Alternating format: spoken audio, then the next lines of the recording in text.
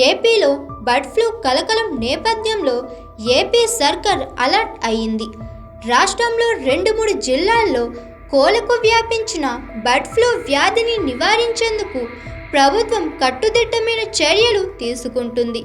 గిరిజన గురుకులాల మెనూలో చికెన్ నిలిపివేతకు నిర్ణయం తీసుకుంది.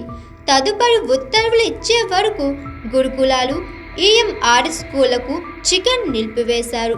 చికెన్ స్థానంలో ఏదైనా శాకాహార కూర, పండ్లు, స్వీట్లు అందించాలని సూచించారు. అయితే ప్రజలెవరూ ఆందోళన చెందాల్సిన అవసరం లేదన్నారు ప్రభుత్వ ప్రధాన కార్యదర్శి. వ్యాధి నివారణకు తీసుకోవాల్సిన చర్యలు, చనిపోయిన కోళ్లను సక్రమంగా పూడ్చిపెట్టేందుకు తీసుకోవాల్సిన చర్యలపై కలెక్టర్లు, పశుసంవర్ధక శాఖలకు స్పష్టమైన ఆదేశాలు జారీ చేశారు. మరోవైపు ఆంధ్రప్రదేశ్లో బర్డ్ ఫ్లూ తీవ్రంగా ఉన్న ప్రాంతాలను రెడ్ జోన్లుగా గుర్తించి అక్కడ చికెన్ అమ్మకాలపై నిషేధ ఆజ్ఞలు జారీ చేశారు. కోళ్లు, పౌల్ట్రీ ఉత్పత్తులపై నిఘా పెంచారు.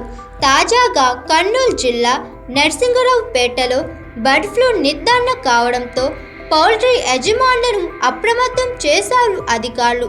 పౌల్ట్రీ నుంచి కిలోమీటర్ వరకు రెడ్ జోన్గా ప్రకటించారు. బర్డ్ ఫ్లూ వ్యాప్తి చెందకుండా ముందస్తు జాగ్రత్తలు తీసుకోవాలని సూచించారు.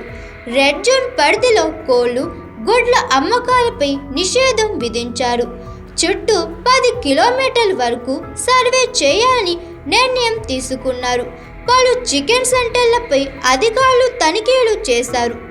ఎక్కడికక్కడ నిఘా ఏర్పాటు చేశారు.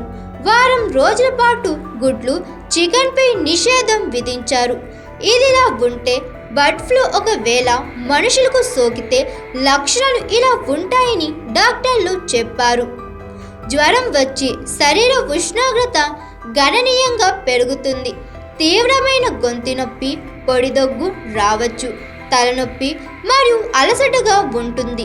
శరీరమంతా నొప్పి, గందరగోళం, తీవ్ర అలసట అనిపించవచ్చు. శ్వాస తీసుకోవడంలో ఇబ్బంది, ఛాతీ నొప్పి అనిపించవచ్చు. కొంతమందికి బలబద్ధకం లేదా వాంతులు, విరోచనాలు కనిపించవచ్చు. శరీరమంతా కండరాల నొప్పితో బాధపడవచ్చు. కళ్ళు ఎర్రబడడం, నీరు కారడం వంటి లక్షణాలు రావచ్చు.